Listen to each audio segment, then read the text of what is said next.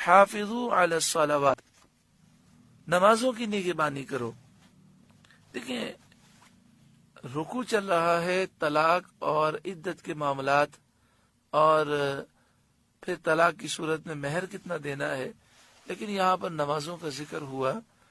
اس میں اشارہ اس طرف ہے کہ دنیاوی معاملات جو بھی چلتے رہیں، تمہیں چاہیے کہ تم دین کی طرف اپنا رجحان رکھو، اور ہر پریشانی میں، ہر خوشی میں تم غفلت سے اپنے آپ کو دور رکھو اور نمازوں کی پابندی کرو۔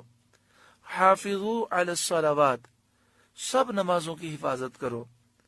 والصلاۃ الوسطی، اور خاص طور پر جو درمیانی نماز ہے اس کی حفاظت کرو۔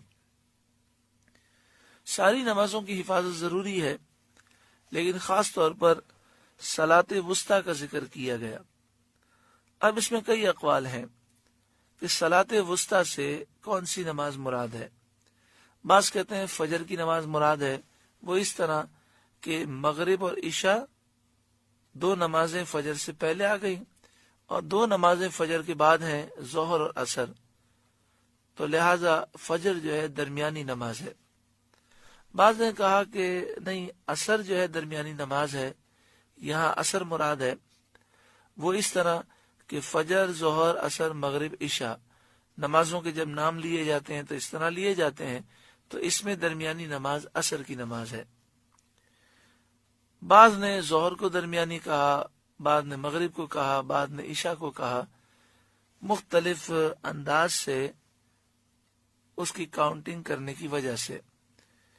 لیکن حضرت امام اعظم ابو حنیفہ رضی اللہ تعالیٰ عنہ اور اکثر صحابہ کرام کا مذہب یہ ہے کہ صلاۃ وسطی سے مراد عصر کی نماز ہے، اور احادیث میں بھی اس کا ذکر ہے کہ صلاۃ وسطی سے مراد عصر کی نماز ہے۔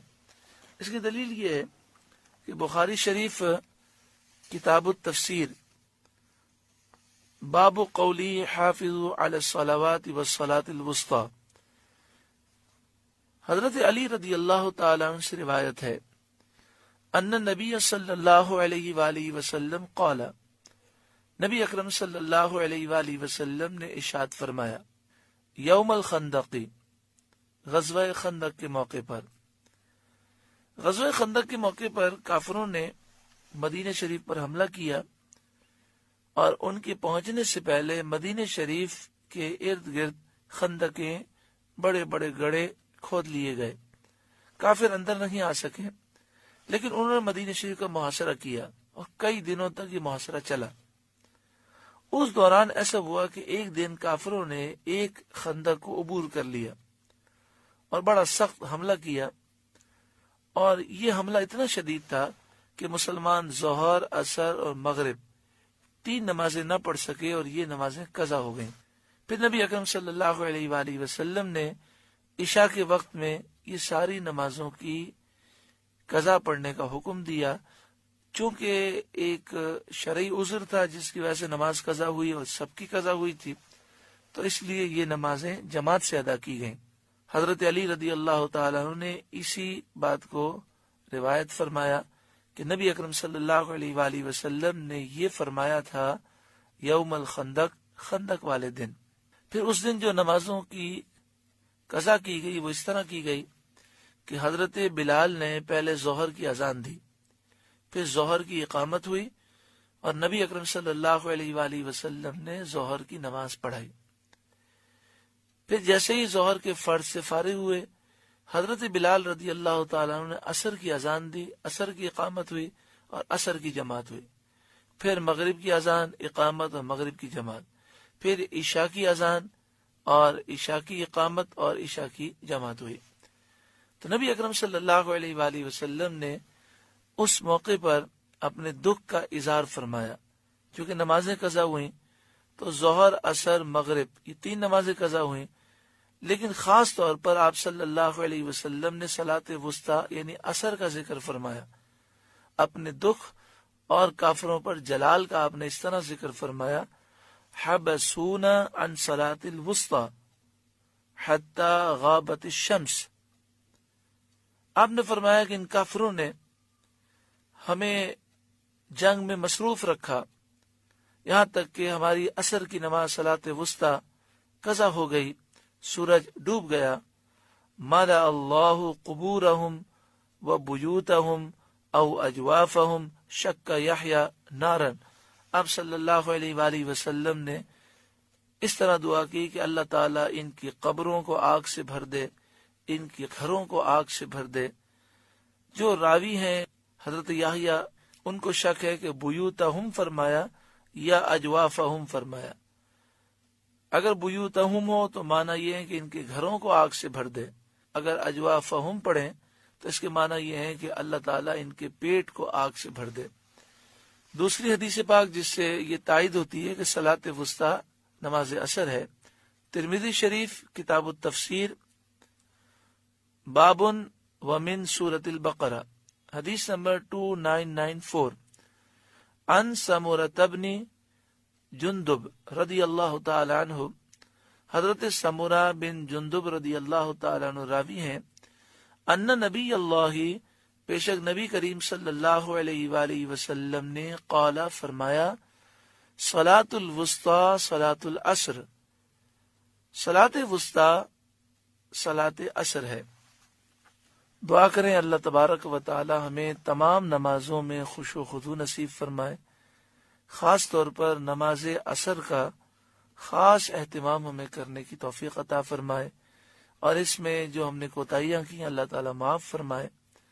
مجھے ایک بزرگ نے یہ بات ارشاد فرمائی کہ عصر کی نماز کا خاص اہتمام کیا جائے، اور عصر سے مغرب تک نہ کھایا جائے نہ پیا جائے، بلکہ صرف اللہ کا ذکر کیا جائے اور دعائیں کی جائیں، کہ یہ وہ وقت ہوتا ہے جو قبولیت کا وقت ہوتا ہے، خاص طور پر جمعۃ المبارک کے دن، اور اس کے علاوہ روزانہ عصر سے مغرب کا وقت قبولیت کا وقت ہوتا ہے۔ اور انہوں نے کہا کہ جب موت آئے گی تو چاہے موت کسی وقت بھی آئے، مرنے والے کو ایسا محسوس ہوگا کہ عصر مغرب کا درمیانہ وقت ہے، تو اس وقت اگر تم کھانے پینے کی عادت نہیں رکھو گے، موت کے وقت کھانے پینے کی طرف تمہارا دھیان نہیں جائے گا، اس وقت کلمہ طیبہ اور ذکر کی عادت رکھو، تاکہ تم یہ سمجھو کہ یہ وہی وقت ہے اور تم ذکر کی طرف جاؤ۔ اسی طرح حدیث پاک میں ہے کہ جب منکر نکیر قبر میں آئیں گے اور وہ مردے کو بٹھائیں گے، تو جو مومن نیک ہوگا وہ یہ محسوس کرے گا کہ سورج ڈوب رہا ہے اور میں سوتا رہ گیا ہوں، میری عصر قضا ہونے لگی ہے، تو اس کی توجہ منکر نکیر سے ہٹ جائے گی، وہ پریشان ہو کر کہے گا تم کون ہو، میں تمہارے سوال کا جواب بعد میں دوں گا، ابھی ہٹو، مجھے عصر پڑھنے دو، میں سوتا رہ گیا، میری عصر قضا ہونے والی ہے۔ تو یہ وہی کہہ سکے گا جس کو نماز عصر کی فکر ہوگی۔ تو منکر نکیر کہیں گے کہ اب تو عالم دنیا سے نکل چکا، اب نمازوں کی تجھ پر پابندی نہیں ہے۔ یہ کہنے کی وجہ سے وہ امتحان میں کامیاب ہو جائے گا۔ اللہ تعالی ہمیں عمل کی توفیق عطا فرمائے، اور عصر کی نماز کے بعد وظائف پڑھنے، ذکر الہی کرنے، درود پاک پڑھنے اور خوب دعائیں کرنے کی توفیق عطا فرمائے۔ ہمارے استاد محترم شیخ الحدیث و تفسیر حضرت علامہ خادم حسین رضوی آپ فرماتے ہیں جب سورج ڈوبنے لگے اور جب سورج نکلنے لگے تو بزرگوں کا معمول یہ تھا کہ وہ استغفار کرتے تھے۔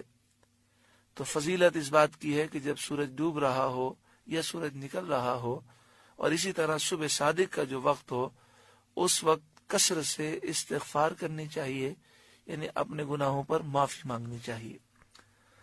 وَقُومُوا لِلَّهِ قَانِتِينَ، اور اللہ کے حضور ادب سے کھڑے رہو۔